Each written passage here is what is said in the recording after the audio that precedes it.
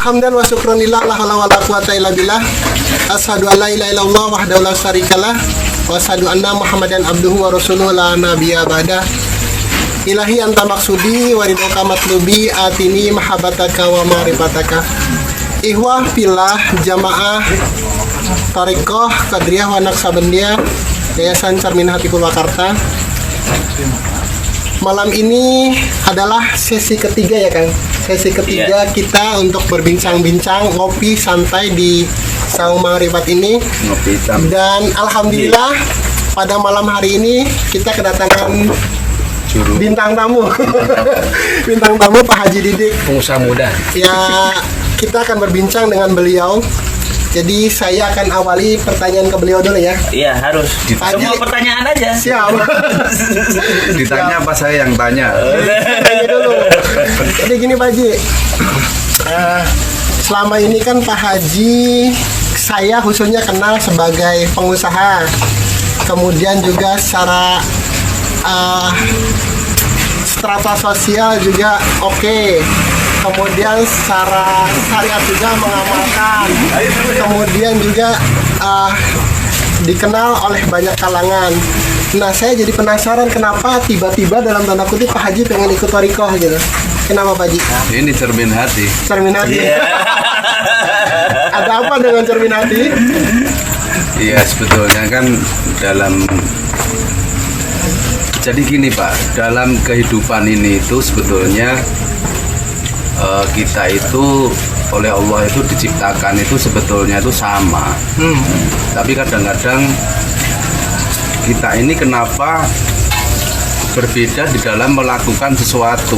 Nah ini artinya ada yang salah dengan kita gitu. Nah kita itu sebetulnya dilahirkan dengan metode yang sama ini, misalnya dengan dilahirkan normal atau sesar, kan sama. Allah memberikan kita ini sesuatu yang menurut Allah itu yang terbaik, tetapi kadang-kadang kita tidak melihat sesuatu ciptaan Allah itu sesuatu yang sempurna dan terbaik menurut Allah gitu.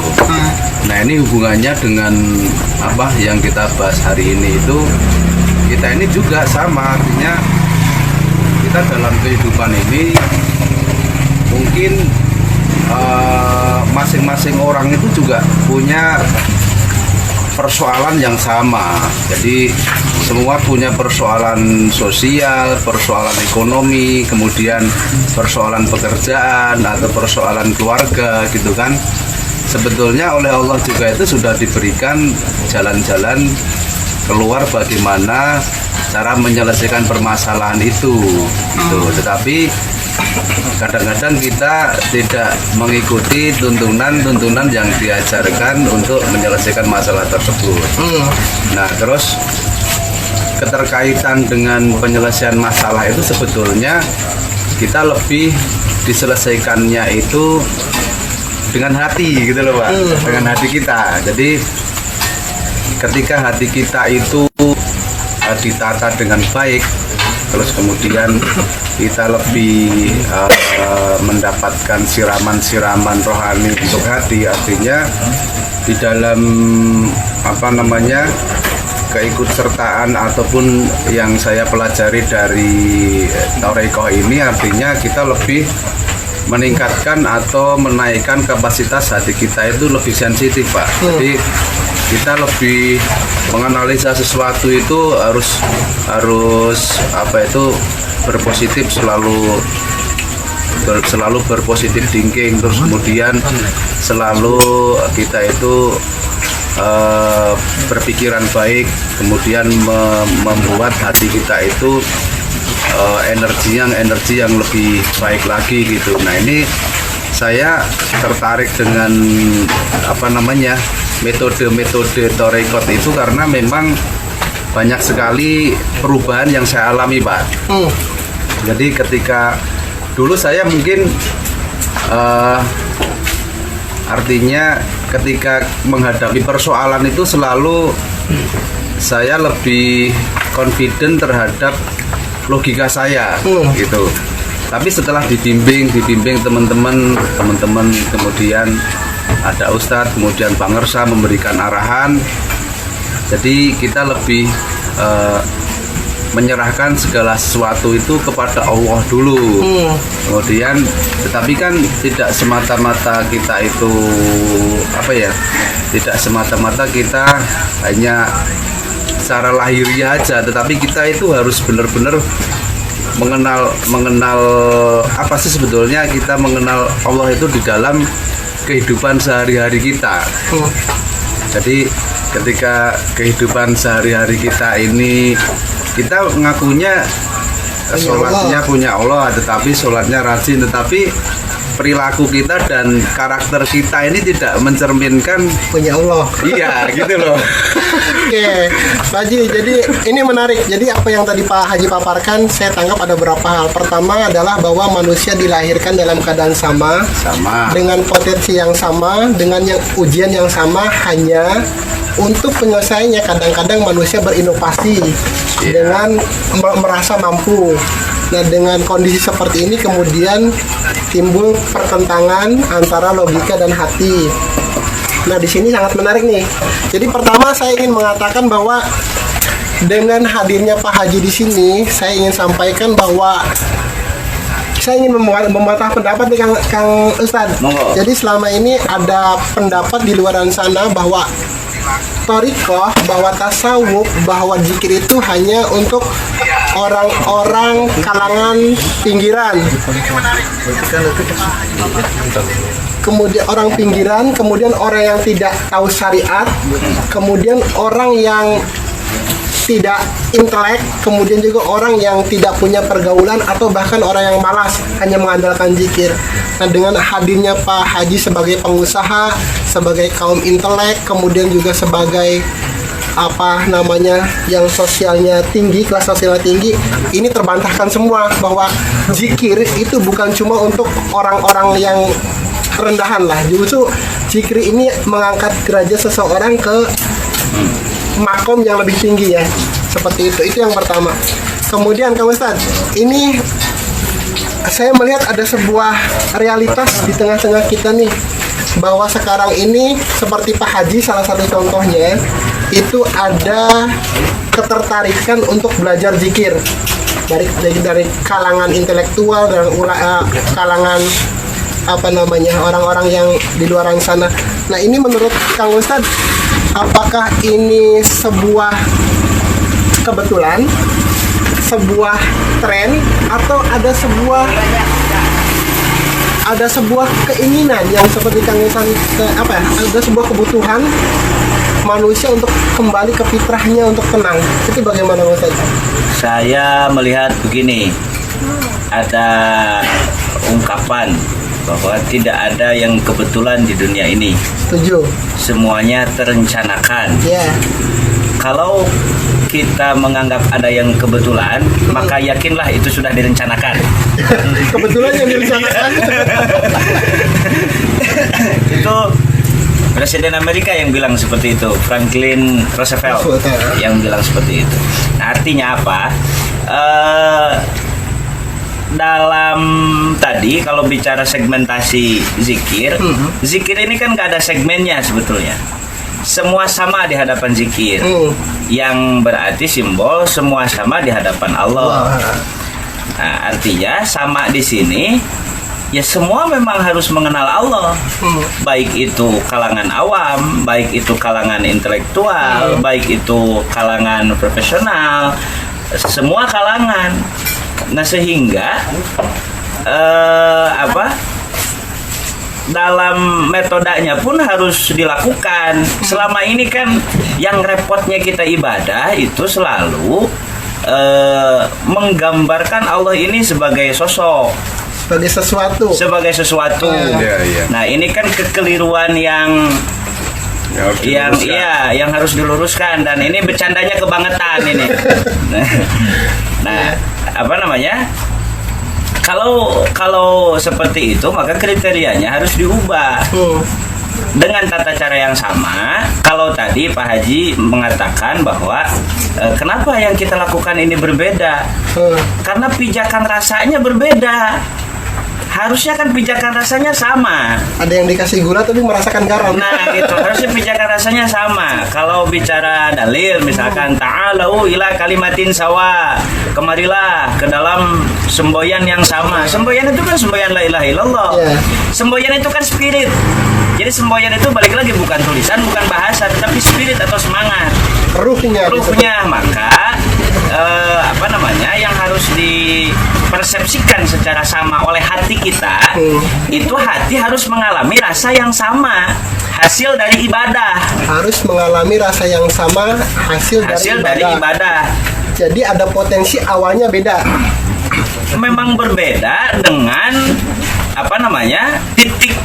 titik berangkat tadi. Ada yang dari profesional, ada yang intelektual, ada yang dari orang awam. Itu dari aspek itu berbeda, tetapi harus ada titik kulminasi yang sama, titik puncak yang sama. Puncak beribadah merasakan rasa yang sama dari hasil ibadah. Nanti harus dicapai terminal yang sama. Betul. Nah, kalau bicara rasa yang sama, maka kalau menurut agama ibadah itu melahirkan ketenangan, harusnya semua orang merasakan ketenangan. Sehingga kalau rasanya sama, maka yang timbul adalah tindakan-tindakan yang sama. Maksudnya tindakan yang sama ini boleh jadi jenis tindakannya berbeda, tetapi motif tindakannya sama. Tindakan atas dasar welas asih, tindakan atas dasar syukur dan sabar, tindakan atas dasar optimisme menghadapi kehidupan. Nah, bicara optimisme, nggak orang awam, nggak profesional, nggak pejabat, nggak politisi, semua butuh optimisme. Bicara optimisme, nggak tersegmen, semua orang membutuhkan itu. Kalau semua orang membutuhkan itu, maka semua orang butuh ibadah. Kalau semua orang butuh ibadah, maka semua orang butuh rasa yang sama dalam dirinya. Ada dalam satu proses ibadah yang sama. Rasa yang sama harus dibuat oleh koki yang sama dengan bahan yang sama, atau bagaimana? Ya, ini dibutuhkan peran besar seorang guru. Pelatih. Ya. Bagaimana meracik karakter, meracik karakter dan harus praktek. Karena kan mau bikin masakan, harus praktek. Artinya guru itu tidak boleh hanya sekedar sebar resep. Ya kan, sebar resep ini harus ini. Maka butuh kriteria guru yang dia punya resep, dia memasak sendiri, dia bahan-bahannya dia memiliki, dia masak sendiri, dia melakukan proses masak sehingga menghasilkan masakan yang enak. Siap saji. Bisa fast food, bisa juga agak jelimet nggak apa-apa, yang penting hasilnya enak gitu loh. Enaknya itu dirasakan oleh semua orang. Dirasakan oleh bukan semua orang. Kan, iya betul. Tapi memang ini Ustaz, memang kita kalau secara awam itu kita dalam beribadah itu kadang-kadang kita hanya melaksanakan sesuatu yang kayaknya ini hanya sebatas menggugurkan kewajiban. Jadi kita sholat subuh, sholat zuhur, asar, sholat, tetapi kita ini sebetulnya esensinya ibadah kita itu apa? Ini kadang-kadang tidak tercermin, Pak. Jadi hati kita ini, cerminan hati kita ini setelah melaksanakan sholat, ini karakter kita yang sesungguhnya ini belum terbentuk gitu loh. Makanya di komunitas ini ya luar biasa, artinya kita melaksanakan kewajiban kita sebagai umat Islam, tetapi kita yakin bahwasanya kita mengimani adanya Rasul-Rasul, mulai Rasulullah, kemudian malaikat, sebetulnya sebagai bentuk keimanan kita. Tetapi walaupun kita ini sudah melaksanakan kewajiban, kita sudah iman, tetapi karakter, kemudian tingkah laku kita, terus kemudian hati kita ini belum benar-benar mencerminkan kita ini benar dalam bertingkah laku sehari-hari gitu. Jadi sholat rajin, puasa rajin, sedekah rajin, tapi kita masih suka ngomongin orang, terus kemudian dengki. STMJ. Nah, gitu loh Pak. Jadi artinya memang ya ini di Toriko ini saya mempelajari itu sesuatu yang memang hati kita ini memang dilatih untuk bersikap, berkarakter, tingkah laku kita ini ya artinya supaya kita benar-benar tahu kita mengarungi bahtera kehidupan ini dengan tanpa kita tenggelam dengan duniawi ini, gitu loh Pak maksudnya. Jadi gitu.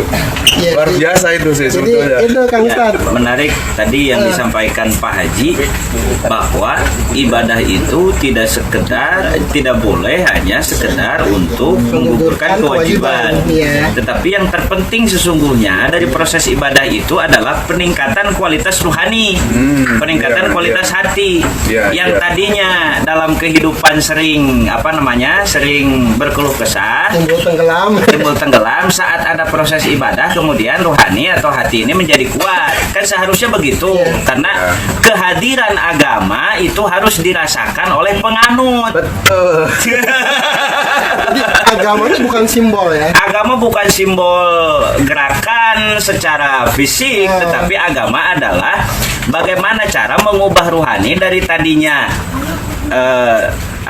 sering menyerah kalah terhadap kehidupan, kemudian berubah menjadi hati atau rohani yang kuat menghadapi kehidupan. Dan ini tidak bisa kita mentransfer pengetahuannya saja, kita harus mentransfer caranya. Nah, kalau aspek pengetahuan dimanapun bisa dari buku, dari referensi, dari ceramah orang. Nah, tetapi yang mahal itu adalah bagaimana cara untuk menguatkan rohani itu. Nah, Toriko memiliki cara untuk itu, medianya zikir. Iya. Nah, kalau pengamalannya istiqomah, ada perubahan di situ, sehingga bisa terasa oleh pengamalnya sendiri, bahkan oleh lingkungan tempat pengamal itu tinggal. Tadinya ini orang senangnya keluh kesah, setelah stres, pinjem, pusing segala macam kan, ya gabut kan. Nah, hal-hal semacam itu tidak akan ada di pengamal zikir jika satu, zikirnya ditalkinkan. Artinya ada guru yang memberikan izin pengamalan zikir itu. Kemudian yang kedua, pengamalan maksimal. Dan dia ikut bimbingan sehingga tidak timbul pengakuan dirinya terhadap seluruh capaian-capaian rohani yang sudah dia dapatkan. Begitu. Ya. Kemarin tadi itu rumusnya kan N plus I plus A plus I sama dengan B. Niat, ikhlas, amalkan, istiqomah, berkah, Pak Haji. Iya sih, jadi memang setuju sama Ustadz ini, saya sangat Harus karena enggak gini Pak, kadang-kadang kita itu ya itu tadi artinya di dalam kehidupan kita itu selalu bicaranya beribadah, sholat itu, tapi kita bayangannya ini terlalu jauh gitu.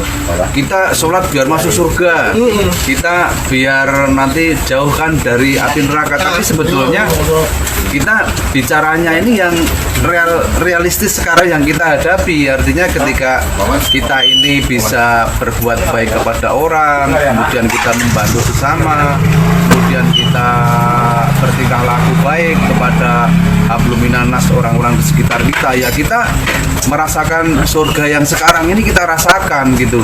Jadi tidak perlu kita terlalu membayangkan beribadah ini saya puasa biar masuk surga, bayangannya kan indah, tetapi sendiri kita di sininya ini tetapi melakukan sholatnya iya, tetapi melakukan keburukan terhadap orang lain masih tetap dilakukan, gitu loh Pak. Jadi ya harus ini luar biasa Pak, di Torikot ini artinya kita istilahnya itu kita tersesat di tengah lautan, gitu kan? Kita tersesat di padang pasir. Nah, kita hanya mengandalkan semata-mata pertolongan dari Allah. Jadi dengan dengan kepasrahan yang kita pasrah sekali itu, setelah kita pasrah sekali, kita bener-bener udah pokoknya wis diletakkan kepada Allah, pasti Allah memberikan petunjuk kepada Semeleh kita. Itu ya. Iya. Dan itu salah satu buah dari zikir: kepasrahan, tawakal, keikhlasan, ya. Kalau bicara buah dari zikir, kalau bicara buah dari zikir nih ya, kebanyakan orang memahami bahwa yang berakal ini harus punya tata rencana yang begitu detail terhadap kehidupan karena dia punya akal. Proyeksi. Seringkali proyeksi itu malah menyiksa. Iya. Nah. Selalu dikejar target. Seringkali proyeksi itu malah menyiksa. Yeah. Nah, sehingga hakikat agama itu mengajarkan kepada penganutnya untuk dia menerangi akal. Nah, sebetulnya saat akal melakukan proyeksi terhadap 2 hari kemudian, 3 hari kemudian, setahun kemudian, 10 tahun kemudian, akal ini tergelapi oleh segenap proyeksi itu. Nah, sehingga yang menjadi PR ahli zikir itu adalah satu, dia menyingkapkan hijab yang menghalangi akalnya terlebih dahulu. Sehingga zikir, karena zikir itu maknanya ingat, dia disuruh mengingat Allah, bukan mengingat proyeksi. Dia disuruh kembali kepada hati, bukan berlari-lari di dalam kehidupan, berencana A, B, C, D, dan lain sebagainya. Bukan artinya bukan berarti kita tidak boleh punya rencana. Iya, betul. Itu harus, karena harus ada yang terprogram dalam pikiran kita, tetapi program yang mana? Nah, ahli zikir punya program ilahiyah dalam otaknya. Nah, sehingga dia merasakan bagaimana Allah ini menggerakkan dirinya untuk masuk ke dalam kehidupan. Nah, indikatornya bagaimana?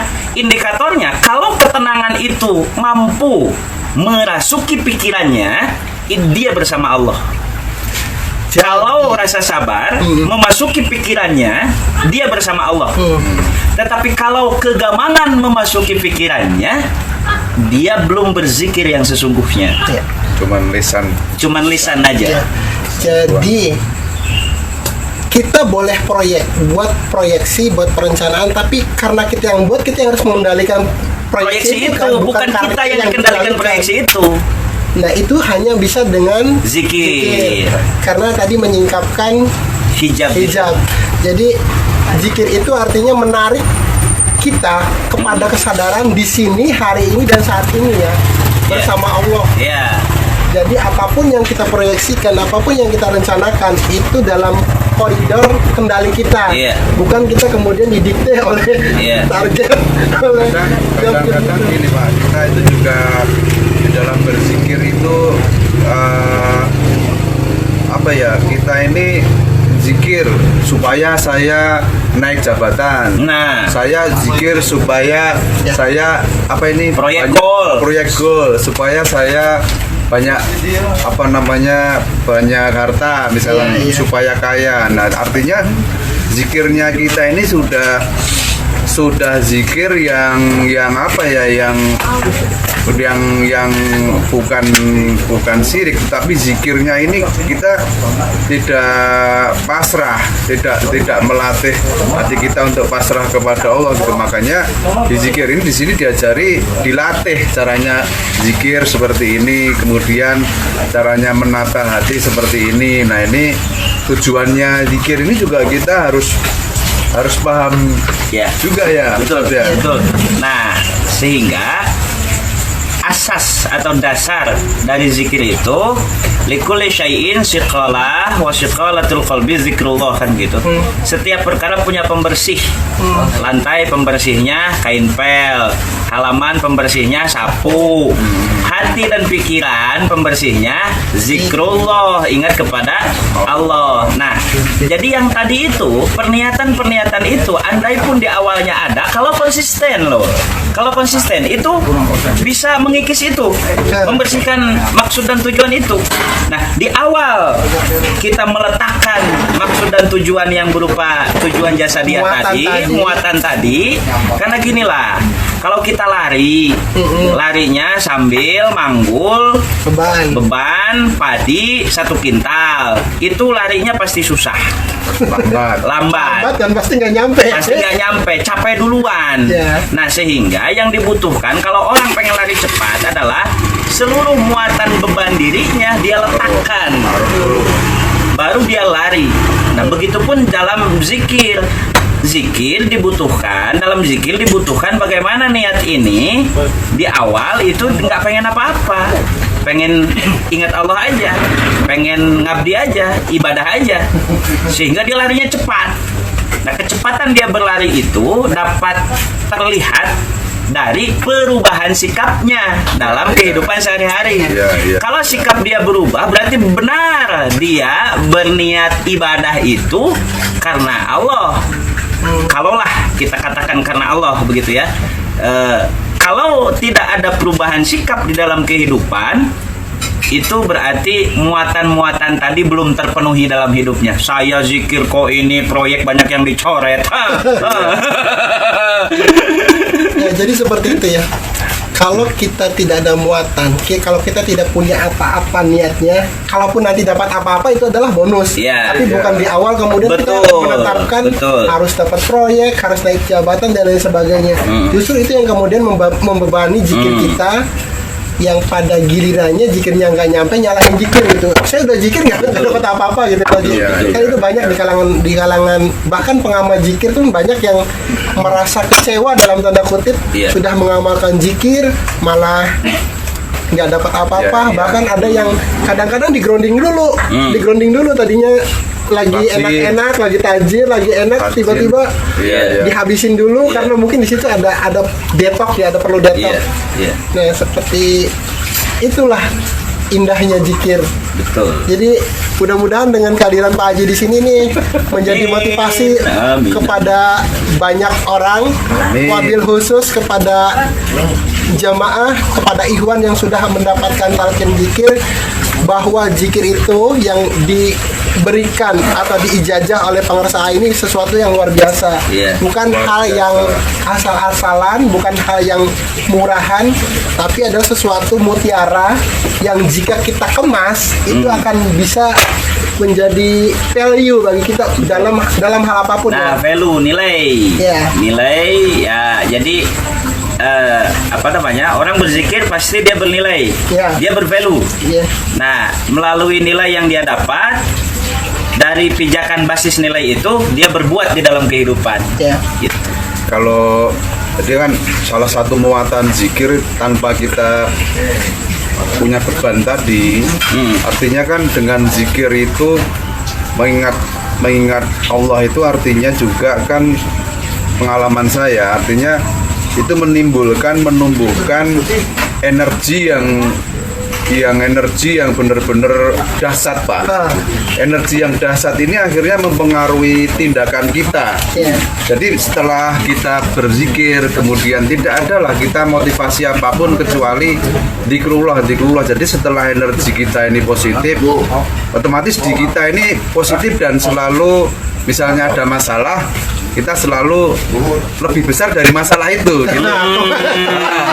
Ini yang sama yang kemarin. Kemarin kita bahas. Jadi kita nggak pernah akan ada takut terhadap masalah, terhadap ujian, terhadap sesuatu kita kegagalan. Kita nothing tulus, nggak ada masalah, dan justru semakin banyak ujian, semakin banyak masalah, ini sebetulnya sebagai penolong kita semakin dikir terus gitu loh, Pak. Itu batu asah ya. Iya, batu sebetulnya. Asah dan trigger kita untuk lebih baik terus. Iya, jadi tadi kemarin sempat kita juga bahas tuh Pak Haji, bahwa ketika kita punya masalah, wahai masalah engkau kecil, Tuhanku lah yang lebih besar. Jadi keyakinan itu hanya bisa tumbuh, hanya bisa muncul ketika dari pengamal zikir kita terlatih hatinya. Betul. Ya. Jadi setelah energi kita ini positif, thinking kita itu juga positif, dalam melakukan hal apapun kita selalu sudah melihat sesuatu itu kita yakin bisa, gitu Pak. Kita insya Allah bisa. Ketika kita bilang bisa, itu insya Allah bisa. Tapi ketika tapi energi bisa ini kita hadirkan dari zikir kita.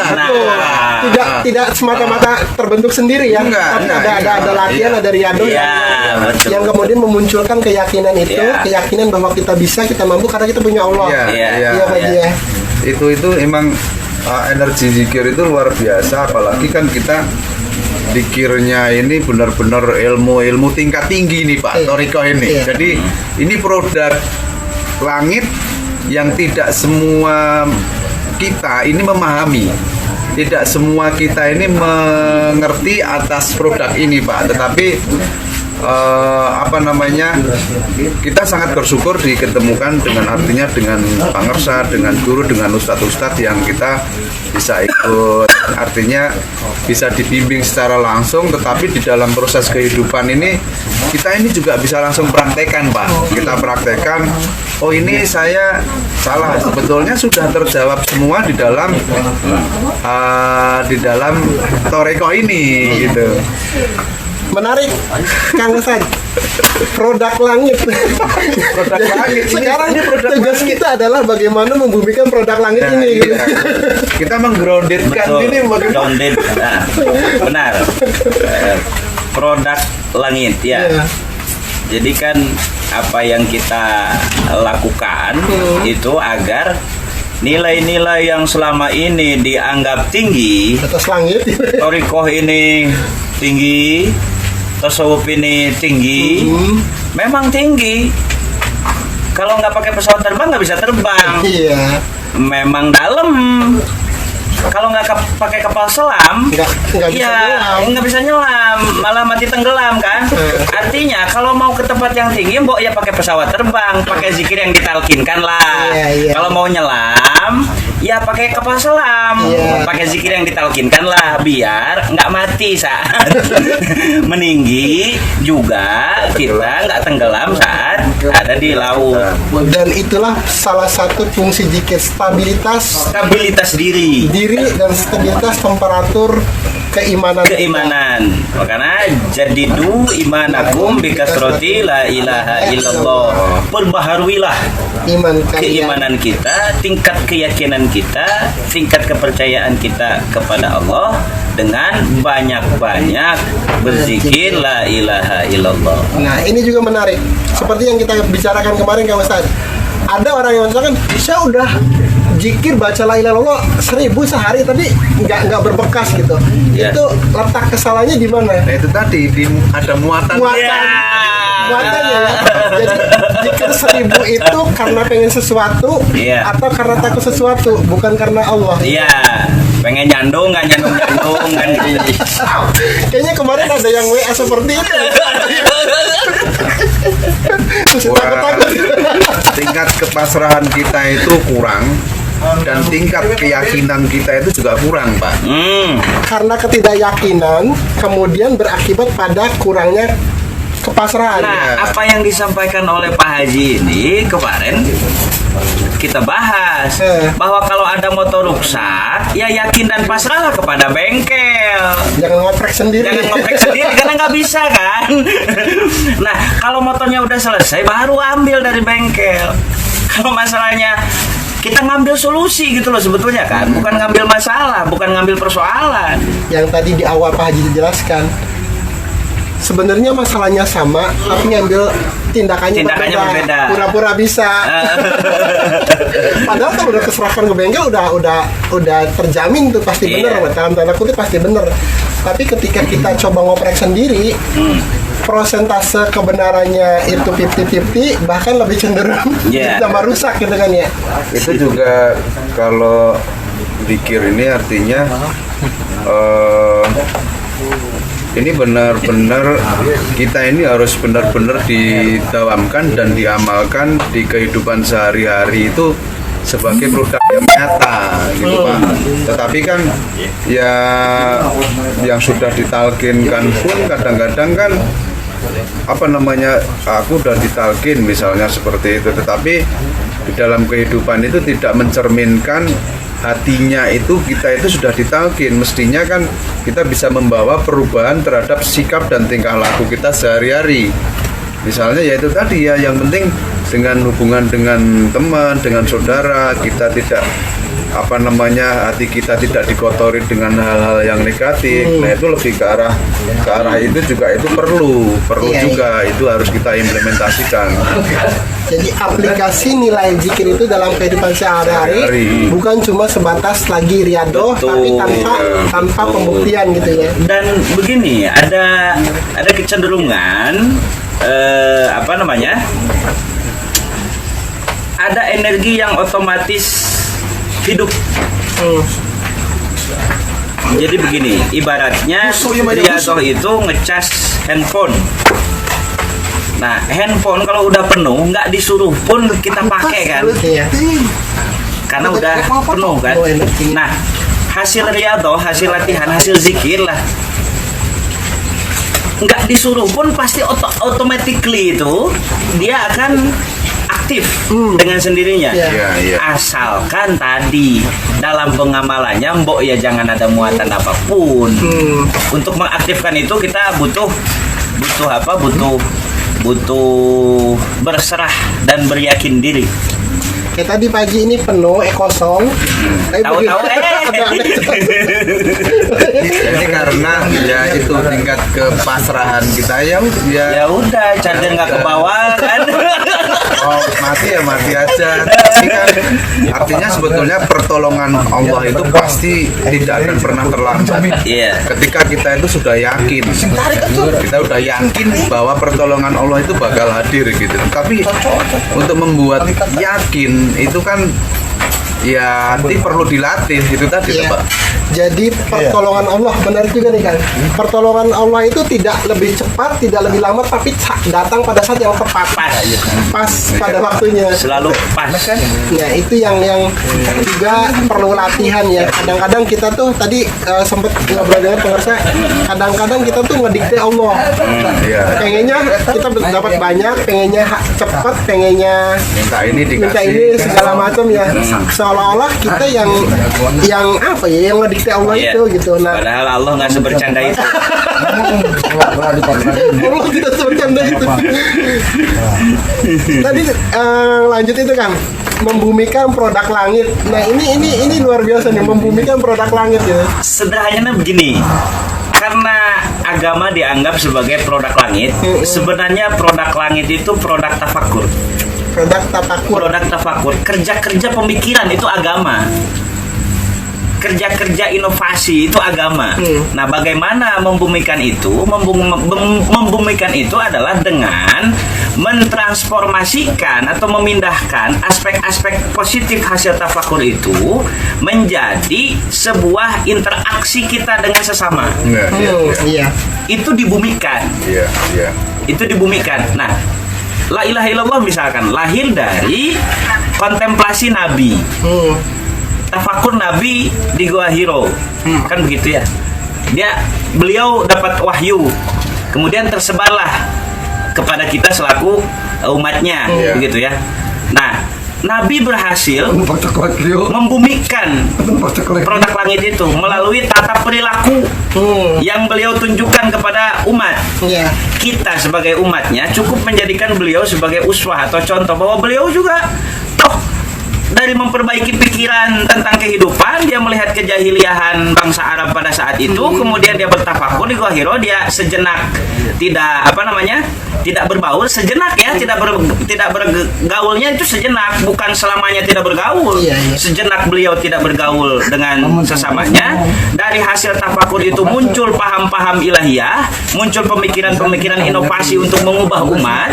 Kemudian dari sana beliau mengaplikasikannya di dalam tata perilaku. Lahirlah sistem pemerintahan, lahirnya sistem syariat, lahirlah sistem-sistem ekonomi dan segala macam. Dan itulah yang disebut membumikan produk langit ya. Apa sesuatu yang lahir dari pikiran yang di langit ini menjadi aplikasi dalam keseharian ya. Baik itu hablum minannas maupun dalam teori-teori yang bisa mengubah mengubah peradaban. Nah sekarang gini, Kang Ustadz, tadi kan apa namanya, mengubah kejahiliahan. Nah kalau sekarang kan jahiliyahnya udah dalam tanda kutip nggak ada nih, tapi jahiliyah yang di sini ini masih banyak. Itu gimana? Saya yakin jahiliyah itu bukan Ya. cuma di sana kan. Kita sering terjebak pada terminologi sejarah, periodisasi sejarah yang membuat kita merasa tidak berada dalam abad jahiliyah. Nah, padahal sejarah itu berulang dengan pelaku dan latar yang berbeda, tetapi peristiwanya sama. Dan itu sudah menjadi hukum alam dan Allah membuatnya seperti itu. Hukum alam itu dikatakan oleh Syekh Nawawi Al-Bantani dalam Tafsir Munir itu sebagai adatullah, kebiasaan Allah. Itu hukum alam. Ya biasanya kalau misalkan air kita panaskan biasanya jadi mendidih. Itu hukum alam kan. Sejarah dulu seperti itu, sekarang seperti ini. Ada benang merah sejarah, termasuk dalam soal kejahiliahan. Nah, aspek kejahiliahan ini berulang dari sejak dulu sampai hari ini. Nah, sehingga butuh cara untuk melepaskan pikiran kita dari kejahiliahan. Jahiliyah kita sederhanakan menjadi kebodohan lah. Kalau kita bodoh, nggak paham bagaimana kita berkehidupan, itu jahiliyah. Iya. Kalau kita bodoh, bagaimana? Kenapa kita tidak bisa memaknai kehidupan ini dengan baik? Itu jahiliyah. Nah, zikir membukakan hijab kejahiliahan itu. La ilaha illallah membukakan hijab kejahiliahan itu sehingga akal menjadi cerdas. Akal mampu menggerakkan segenap potensi diri itu melakukan sesuatu yang kita keluar dari situasi kejahiliahan, kita keluar dari situasi masalah, kita keluar dari situasi kegelapan kehidupan. Punya hutang itu kan gelap luar biasa, jahiliyah itu. Tapi bagaimana kita supaya lepas dari kejahilian itu? Bagaimana kita bisa membayar utang itu? Jangan kita lari meninggalkan hutang. Betul. Kita hadapi hutang itu. Kita hadapi hutang itu dengan segenap energi yang tadi Pak Haji sampaikan, bahwa energi bisa itu dihasilkan dari zikir, bahwa kita bisa nyelesain hutang misalkan, jahiliyah kan gitu. Nah, karena kita mengatakan bisa, dan kita mengatakan bisa itu bukan kitanya bisa-bisaan, tetapi ada rasa kepercayaan diri yang muncul sebagai hasil dari proses zikir itu yang menggerakkan kita untuk mewujudkan bisa itu dalam kehidupan. Si bisanya diwujudkan gitu. Oke, menarik. Jadi berbicara jahiliyah itu identik dengan patung, dengan berhala. Sekarang pun pasti masih ada berhala nih, dalam tanda kutip berhalanya gimana kan? Aspek berhala itu sebetulnya kalau pikiran memikirkan sesuatu itu pikiran sedang beribadah pada sesuatu itu. Dan itu berhalanya. Dan itu berhala juga. Iya. Jadi berhala itu bukan Lata dan Uzza aja ya. Bukan Lata dan Uzza.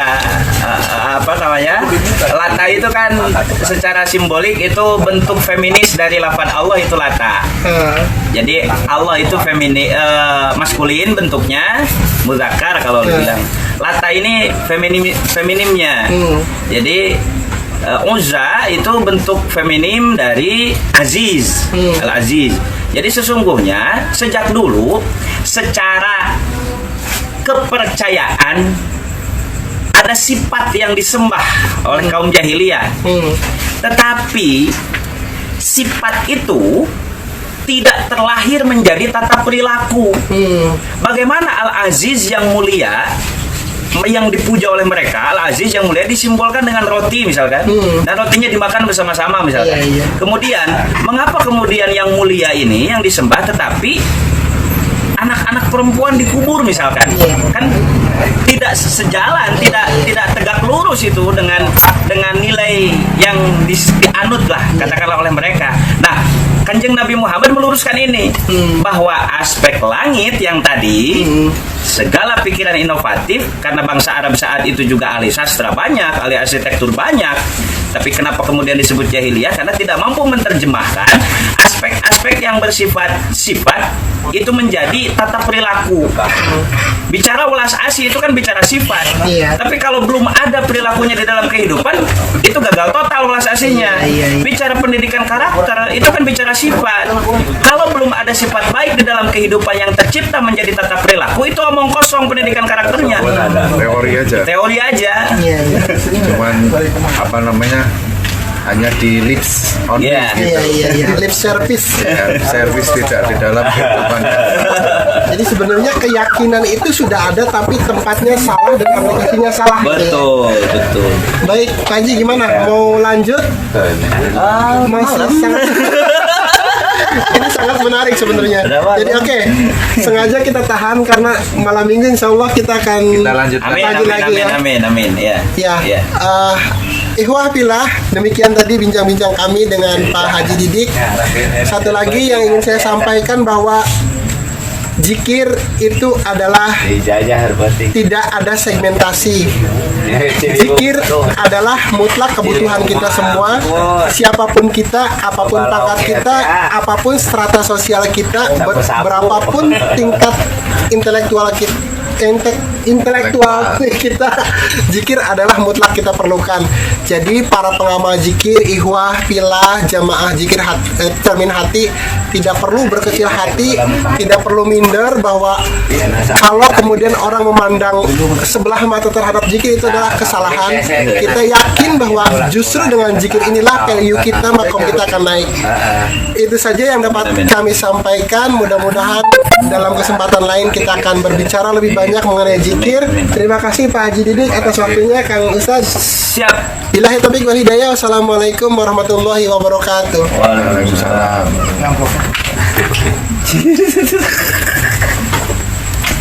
Ayo, Ya, tinggalkan lah.